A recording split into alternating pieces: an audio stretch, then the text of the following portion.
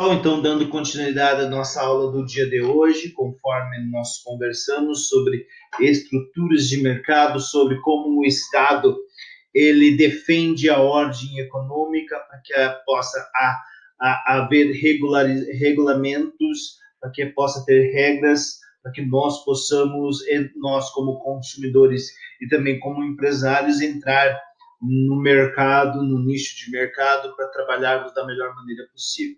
Então, vimos concorrência perfeita e vimos monopólio. Agora vamos ver oligopólio, né? Quando você fala em oligopólio, quais são as principais características desse mercado? Lembrando, concorrência perfeita, muitos compradores e muitos vendedores. Monopólio, um único vendedor. O oligopólio é o caso de poucas empresas que dominam a maior parte do mercado, seja de 80% a 90% desse mercado. Elas produzem produtos padronizados ou, em alguns momentos, em alguns setores diferenciados. Tá? O controle sobre o produto é muito grande, havendo possibilidade de acordos, conluios e formações de cartéis, que nós vamos ver um pouco mais a seguir, no qual cartel é uma atividade ilegal. Cartel é quando essas empresas elas se juntam e tabelam preços, muitas vezes, tabelam quantidade de produtos a serem vendidos numa região, em uma cidade, um mercado em si, ok? O oligopólio é um tipo de estrutura normalmente caracterizado por pequeno número de grandes empresas. O Brasil é altamente oligopolizado. Pode ter duas ou três empresas, dependendo da natureza da indústria.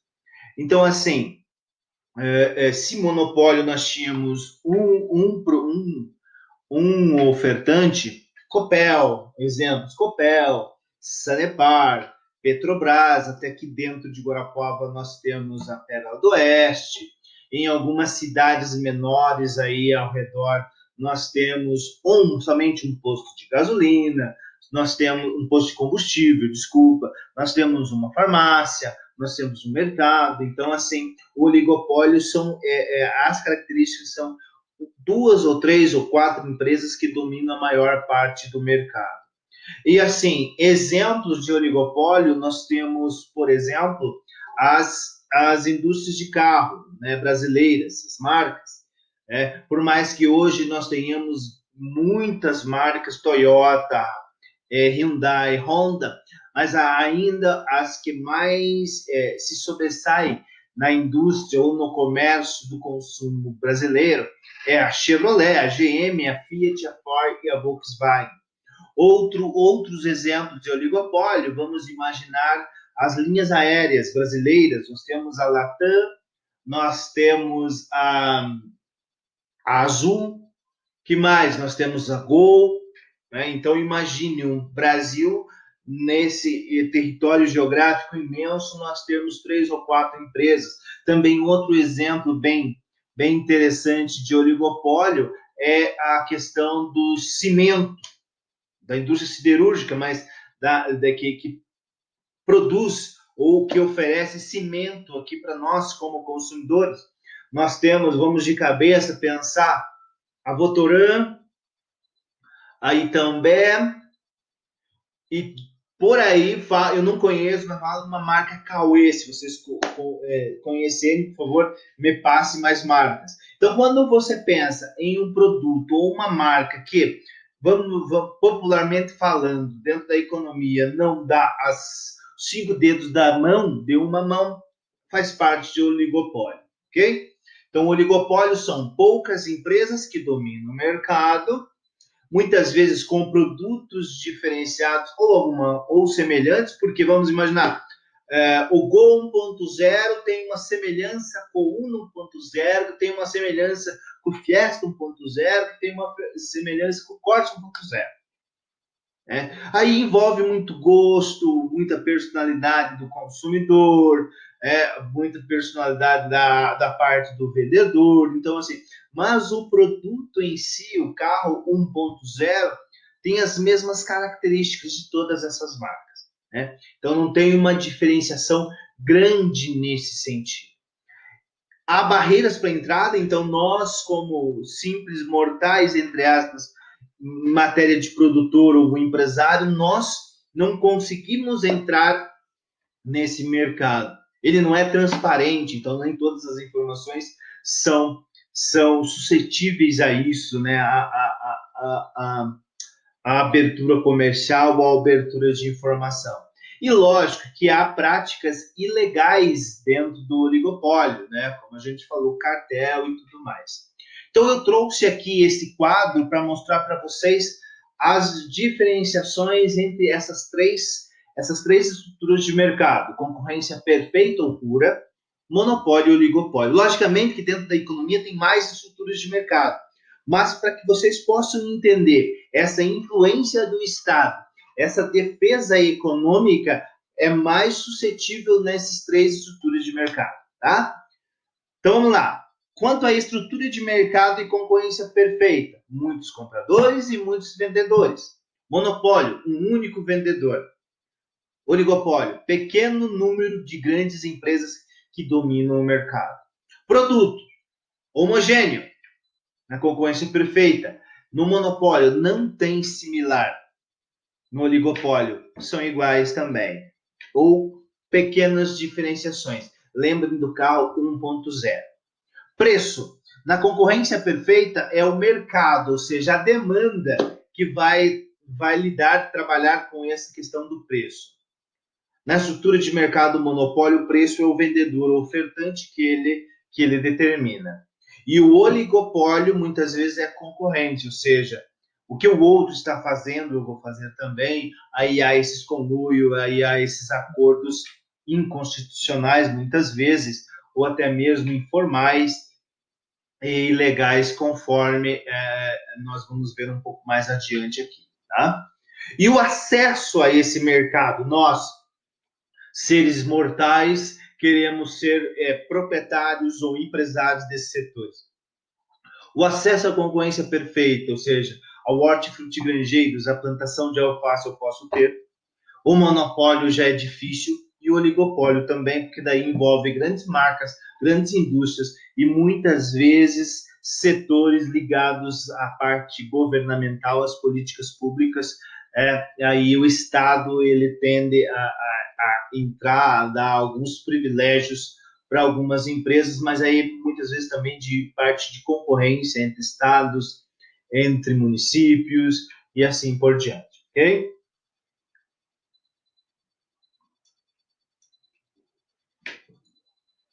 Então, como nós estávamos falando em oligopólio, como são poucas empresas que dominam o mercado, em muitos casos, principalmente em alguns setores também, nós temos um grande exemplo, que é sempre visto em sala de aula com relação a isso, são os postos de combustíveis. Então, em algumas regiões ou algumas cidades, principalmente menores, muitas vezes tem 4 postos de combustíveis na cidade, eles se unem, aumentam os preços, não dando direito ao consumidor, esse direito do consumidor de adquirir os bens ou serviços aonde ele quiser, de acordo com o que ele quer, em empresas que ele quiser, não tem essa possibilidade, porque esses 4, 5 postos de combustíveis, eles se unem para eles tabelarem preço. Isso é inconstitucional e isso é ilegal perante a nossa Constituição. Diante disso, o que é um cartel? O cartel é um crime contra a ordem econômica previsto no artigo 4º da Lei 8.137 de 1990. Trata-se da formação de acordos, convênios, ajustes ou aliança entre ofertantes, visando a fixação de preços ou quantidades vendidas ou produzidas, previsto no inciso 2 do dispositivo em questão. Então, tem muitos exemplos sobre isso, né? Tivemos agora também com essa questão do Covid, algumas questões de alguns produtos que aumentam de acordo com a procura, mas muitas vezes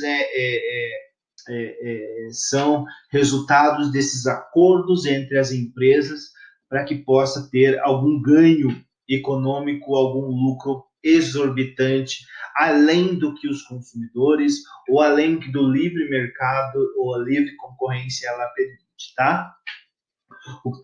O cartel também é crime concorrencial e, portanto, infração econômico-penal. Fixação de preços, condição de vendas e prestação de serviços em acordo com o concorrente, obtenção de conduta comercial uniforme, divisão de mercados de serviços ou produtos, combinar previamente preços ou vantagens em concorrência pública, tá? Então, como vimos, oligopólios são poucas empresas que dominam o mercado, não há uma transparência nesse mercado, então nós não podemos entrar ou ter informações muitas vezes, há barreiras de entrada. Em muitos casos, dentro do oligopólio, como são poucas empresas dominantes, há a possibilidade de cartel. E cartel é ilegal, é inconstitucional, né? E temos o órgão responsável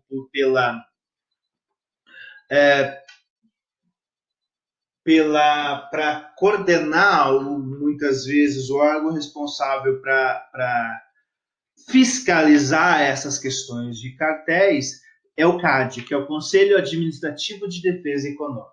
Tá? E o que é o CAD? O CAD é uma autarquia federal vinculada ao Ministério da Justiça, com sede fora do Distrito Federal, que exerce em todo o território nacional as atribuições dadas pela Lei nº 12.529/2011. Tá? E o que compete ao CAD? É prevenir e reprimir as infrações contra a ordem econômica, orientado pelos ditames constitucionais de liberdade de iniciativa, livre concorrência, função social da propriedade, defesa dos consumidores e repressão ao abuso do poder econômico. Então, o Estado, através do CAD, ele previne e reprime todas essas situações que acontecem em muitos casos de cartel, né, de situações nesse sentido. Né? Então, só para finalizar, o CAD também tem muitos exemplos aí próximos a nós dos últimos anos. Por exemplo, a fusão da Sadia e da Perdigão. Todo mundo sabe, ou a grande maioria sabe, que hoje é BR Foods. Eles estavam querendo se unir, fazer a fusão há 20 anos atrás. Só que o CAD, naquela época, ele não autorizou, porque naquela época de 20 anos atrás, só tinha de produtor ou de ofertante desses produtos para os consumidores a Sadia e a Perdigão. Então, daí uma empresa ia ficar com 100% do mercado. E isso não pode perante algumas situações com relação ao CAD. O que acontece? Então, além do CAD, além do cartel, dessas práticas infratoras, né, dos empresários, de grupos de empresas, ela também fiscaliza essas situações de fusões. E por que há 6 anos atrás, 7 anos atrás, foi autorizado essa fusão? Porque percebeu-se em estudos econômicos que não havia somente agora Sadia e Perdigão, havia Seara, havia Copavel, havia, que mais outro? Copacol. Então, havia, né, há 6, 7 anos atrás, mais empresas que poderiam entrar nesse tipo de concorrência. Desculpa.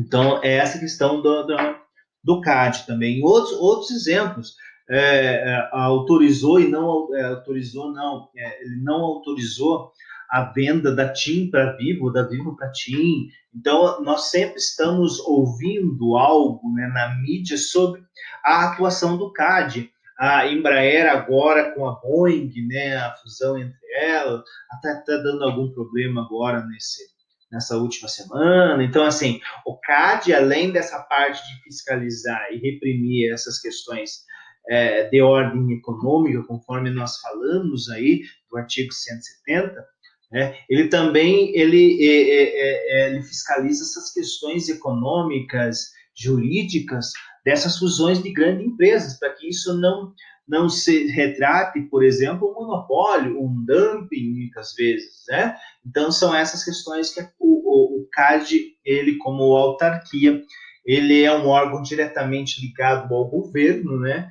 Ao Estado, para que ele possa controlar ou defender essas ordens econômicas para que nós, como consumidores e nós, como empresários, possamos trabalhar e possamos consumir da melhor maneira possível.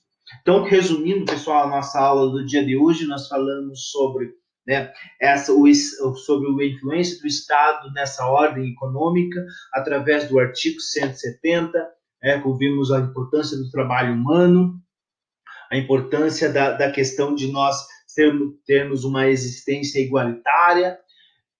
Daí verificamos também essa parte da divisão de mercados, ou seja, estrutura de mercado. Também nós não podemos chegar em qualquer lugar, montar uma empresa de qualquer forma, tem regras a serem cumpridas. E vimos, então, quais são os três principais estruturas de mercado nesse contexto de ordem de defesa econômica,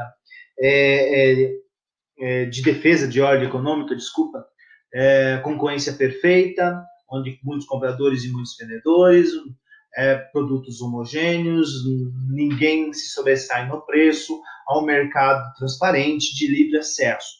Daí, contrapondo a isso, nós temos um monopólio, um único comprador e um único vendedor, desculpa, e ele detém o poder sobre a quantidade de produto oferecido e a qualidade, muitas vezes, o preço também. E o oligopólio, na qual tem uma das principais características poucas empresas que dominam a maior parte do mercado. E junto com o oligopólio nós temos o problema aí em muitas cidades, muitas regiões, dos cartéis, que o órgão responsável por essa fiscalização é o CAD, Conselho da Administração de Defesa Econômica.